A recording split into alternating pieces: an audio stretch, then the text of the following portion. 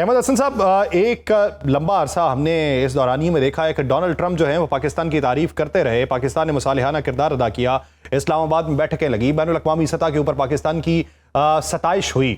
लेकिन अब बहुत सी जगहों पे हर्जा सराई करने के हवाले से पॉलिसी जारी है और यकदम एक ट्विस्ट देखने में आया है। इसके पीछे अनासिर कौन मौजूद हैं और अगर डॉट्स लिंक करना शुरू करें तो फिर हकीकत और मंजर कशी जो है वो किन अल्फाज की सूरत में की जा सकती है?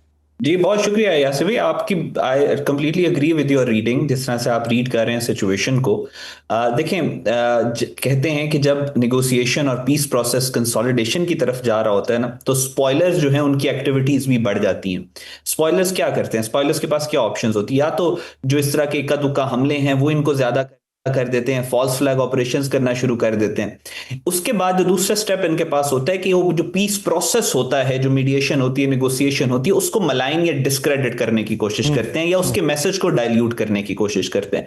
अगर उससे भी इनको फायदा ना हो तो फिर जो अल्टीमेट वेपन इनके पास होता है वो ये होता है कि जो पीस मेकर होता है, जो मीडिएटर होता है, उसको टारगेट करते हैं। आपने देखा कि पाकिस्तान के खिलाफ जो इस वक्त कैंपेन पूरी दुनिया के अंदर लॉन्च हुई है, एक मखसूस segment of the western media उसकी जानिब से, वो तब हुई है कि जब ये जो बेंजामिन नेतन्याहू है, इसने बयान दिया और इसने कहा कि जो सो कॉल्ड, इसने कहा कि बॉट्स पाकिस्तान के इस्तेमाल होते हैं। हालांकि एक हकीकत है जिससे पूरी दुनिया वाकिफ है कि ट्विटर के ऊपर जो बॉट्स हैं वो सबसे ज्यादा भारत के हैं और पाकिस्तान उसका विक्टिम रहा है बॉट फार्मिंग का, जिस तरीके से पाकिस्तान के खिलाफ प्रोपेगेंडा और डिसइंफॉर्मेशन कैंपेन रही है। उसके बाद से ये तमाम मीडिया आउटलेट्स, जिसमें CBS फहरिस्त है, फिर दीगर जो मीडिया आउटलेट्स हैं, उन्होंने पाकिस्तान को मल्टी लेयर डिसइंफॉर्मेशन के अटैक्स पाकिस्तान पे शुरू कर दिया। अब इसकी एक हिस्ट्री है।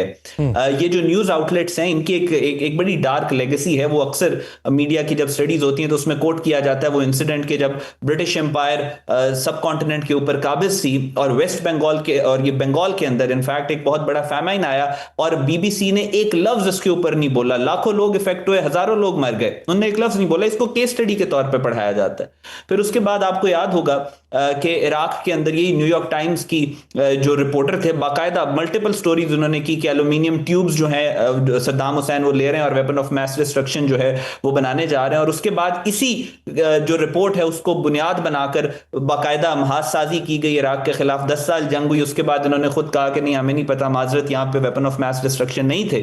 1990 का जो वो बच्ची नाजरिया का जो मशहूर केस था कि जो CNN और ABC न्यूज ने जिसको स्पॉन्सर किया और उसको US कांग्रेस तक पहुंचाया और कहा कि इंक्यूबेटर से इराकी जो है वो बच्चों को निकाल रहे हैं। लेटर ऑन पता चला कि वो सारा एक PR स्टंट था और वो कुवैती एम्बेसडर की बेटी थी और वो सारा एक वाकया बाकायदा मीडिया स्टडीज में पढ़ाया जाता है। लीबिया के अंदर इन्होंने कहा कि ये रेप को मुअम्मर कदाफी जो है वो मैस रेप्स करने लगा है टू द एक्सटेंट, इतनी डेंस मिस इंफॉर्मेशन थी यही CNN BBC और इन सारे न्यूज नेटवर्क्स की कि बाद में उसको पता चला जो UK मेरा अहमद हसन साहब सवाल ये है कि अभी अगर सूरत हाल को देखें, जब माजी करीब में हमें ये मालूम पड़ता है कि एक मुस्तकिल लॉबिंग की गई है भारत की तरफ से और भारत ने बैनुल अक़वामी सतह के ऊपर पाकिस्तान के खिलाफ मुनज़्ज़म एक कैंपेन चलाई थी, पर्दा चाक हुआ, फिर भारत की अपनी पसपाई हुई। लेकिन मौजूदा सूरत हाल के अंदर इसका बड़े पैमाने पर फैलना और फिर पाकिस्तान के अंदर दहशतगर्दी की सर्ज का जो है वो देखने में आना और फिर भारतीय मीडिया का उसको उठाना, भारतीय मीडिया या भारत के पास ऐसा नुस्खा कीमिया क्या आ गया कि इतनी पसपाई के बाद भी फिर वो चाल चलने लगे हैं? तो पुष्ट पे कौन खड़ा है?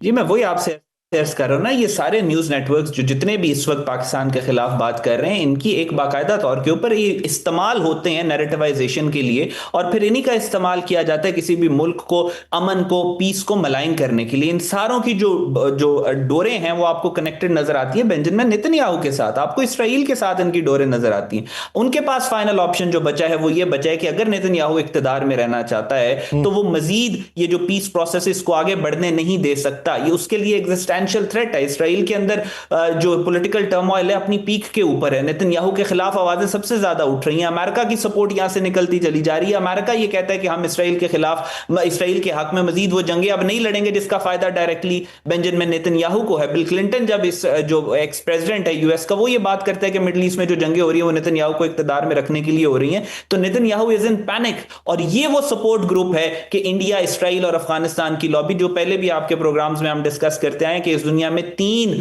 जो गवर्नमेंट्स हैं वो चाहती हैं कि केओस और एनार्की जो है वो मजीद फैले, क्योंकि उसी से उनको इंटरनल लेजिटिमेसी मिलती है, जिसमें भारत की बीजेपी की गवर्नमेंट है, अफगान तालिबान जो है वो हैं, और इनके सरे फहरिस्त जो है वो मास्टर प्रॉक्सी, और ये तो मास्टर प्रॉक्सी है, और जो सरे फेरिस्त है वो इसराइल है। वहां से सारी डोरें कनेक्टेड हैं। इसी वजह से आप देखिए जो सीबीएस न्यूज नेटवर्क है, इसको पैरामाउंट ग्लोबल इसको ओन करता है। पैरामाउंट ग्लोबल जो है वो सिस्टर कंपनी है रिलायंस ग्रुप की, जिसको मुकेश अंबानी हेड करता है। और मुकेश अंबानी, आप बताने की जरूरत तो नहीं है, वो रॉ का माउथ पीस है, मोदी का जो क्रोनी है। सो ये सारा नेटवर्क जो है, ये नेक्सस ऑफ इवल जो है, इंडिया, अफगानिस्तान और इसराइल, ये वो कनेक्टेड है जिससे पाकिस्तान को साहब, आप समझते हैं कि इसका कोई ना कोई नतीजा इनके हक में निकलेगा?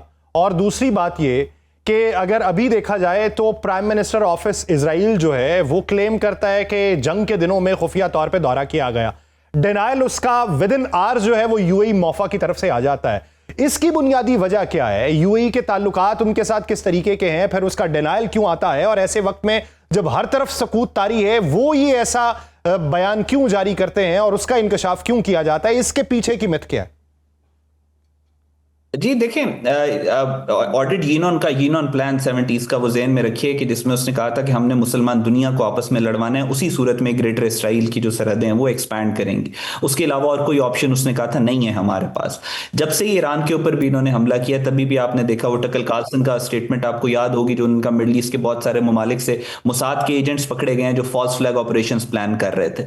तो ये एक नोशन क्रिएट करने की, एक फॉल्स नोशन क्रिएट करने की कोशिश जो है इसराइल की तरफ से और इसराइल स्पॉन्सर्ड न्यूज आउटलेट्स की तरफ से की जा रही है कि पता नहीं शायद मिडिल ईस्ट के अंदर कोई एंटी ईरान अलायंस बन रहा है, ताकि मजीद जो है जो चीजें कंसोलिडेट हुई हैं, जो पीस की तरफ जा रही हैं, नेगोशिएशंस की तरफ जा रही हैं, उन हालात में मिडिल ईस्ट के अंदर एक सेंस ऑफ इनसिक्योरिटी दोबारा से सो की जाए। तो आपने देखा कि किस तरीके से फ्रेमिंग की गई और फिर जो है ऑफिशियल्स की तरफ से स्टेटमेंट आ गई कि इस तरह की कोई बात नहीं हुई। सो आज जहां तक दूसरी बात जो आपने की है कि आपको कामयाब होते हुए नजर आ रहे हैं, मुझे आई थिंक इस वक्त जो सिचुएशन है, जो एनवायरनमेंट को मैं जिस तरीके से रीड कर रहा हूं, मुझे नहीं लगता कि इनकी मिस इन्फॉर्मेशन कैंपेन कामयाब होगी। क्योंकि एक चीज होती है जिसको लाई लूप कहते हैं, ये झूठ बोलते हैं, उस झूठ को सब्सटैंशिएट करने के लिए इनको मजीद झूठ बोलने पड़ते हैं और ये ट्रैप हो जाते हैं झूठ के सर्कल में। झूठ का सर्कल फ्रेजाइल होता है, वो थोड़ी देर आपको व्यूज मिल जाते हैं, लेकिन 48 से 72 घंटों के बाद वो डायल डाउन होना शुरू हो जाता है। अच्छा, इसमें पाकिस्तानी हुकूमत के किरदार को किस नजर से देखते हैं? क्योंकि जब ये मुसालिहाना किरदार जारी सारी था,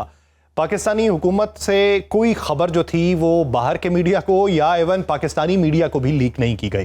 फिर इस पूरे मामले के ऊपर दुनिया भर में जहां पे बात हो रही थी कि अगली बार इस्लामाबाद फिर से ठिकाना होगा, कि अगली बार यहां पे बातचीत होगी या कहीं और पे होगी, पाकिस्तानी हुकूमत खामोश रही। अब इस पूरे मामले के ऊपर भी पाकिस्तानी हुकूमत खामोश है। ये मसलहतन है, मुस्तकबिल को देखते हुए है, या फिर इसकी वजह कुछ और? देखिए, पाकिस्तान की इस निगोशिएशंस के अंदर जितनी कम जो इंफॉर्मेशन है, पाकिस्तान एक तो मीडिएटर भी है, मीडिएटर का अपनी एक एडेड रिस्पॉन्सिबिलिटी होती है। उसके बाद साथ साथ मैच्योरिटी या सीरियसनेस इन मुज़ाकरात में तभी आती है। आपको याद होगा जेडी वेंस की स्टेटमेंट जो उन्होंने कहा था, I don't want to negotiate in front of camera publicly, I don't want to negotiate publicly. So वहां से आपको पता चलता है कि पीस प्रोसेस या निगोशिएशन उतनी ही कामयाब होने के चांसेस ज्यादा होते हैं जब कम से कम इंफॉर्मेशन जो है वो मीडिया, यानी इंफॉर्मेशन को वेपनाइज कम से कम किया जाए। तो पाकिस्तान ने बड़ा मैच्योर रोल प्ले किया है जहां तक इंफॉर्मेशन स्ट्रेटजी। दूसरा, हमारी जो इंफॉर्मेशन स्ट्रेटजी है वो हमने जो मार्का हक बुनियानुल मरसूस के बाद से भी, और दुनिया की जो चेंजिंग जियोपॉलिटिकल एनवायरनमेंट और इंफॉर्मेशन एनवायरनमेंट है, वहां से मुझे ऐसा लगता है जो गवर्नमेंट ने हमारी जो इंफॉर्मेशन स्ट्रेटजी अडॉप्ट की है वो बहुत ज्यादा जो है वो पावरफुल है। पावरफुल इन अ सेंस कि जैसे मैंने बताया कि एक लाई लूप है जिसमें इसराइल और इंडिया ट्रैप्ड हैं, झूठ पे झूठ, और उसको लूप बन जाता है। उसके मुकाबले पे ऑटोमेटिकली पाकिस्तान के पास सिर्फ एक ही ऑप्शन है और वो ट्रांसपेरेंसी और ट्रूथ है। जब ट्रांसपेरेंट रखते हैं चीजों को, ट्रूथ बोलते हैं, क्योंकि उनके झूठों का मुकाबला सच से किया जाता है। सच को सब्सटेंशिएट करने के लिए आपको मजीद सच बोलने पड़ते हैं, और जब आप सच के लूप, ये सच का लूप जब बन जाता है तो फिर आपकी क्रेडिबिलिटी और आपकी जो इंटेग्रिटी है वो मेंटेन हो जाती है। तो लॉन्गर रन में पाकिस्तान की जो स्ट्रेटजी है इंफॉर्मेशन की, मुझे वो कामयाब होती भी नजर आ रही है, जिस वजह से मुझे ऐसा लगता है कि इसराइल जितनी मर्जी कोशिश कर ले, ये जो न्यूज आउटलेट्स को के अपने एसेट्स को इन्होंने एक्टिवेट किया पाकिस्तान के खिलाफ, आई डोंट थिंक कि ये कामयाब होंगे। हाँ, थोड़ी देर के लिए नॉइस जरूर क्रिएट करेंगे, लेकिन पाकिस्तान प्रायोरिटाइज करता है ट्रूथ को नॉइस के ऊपर, which is going to be more powerful and more impactful.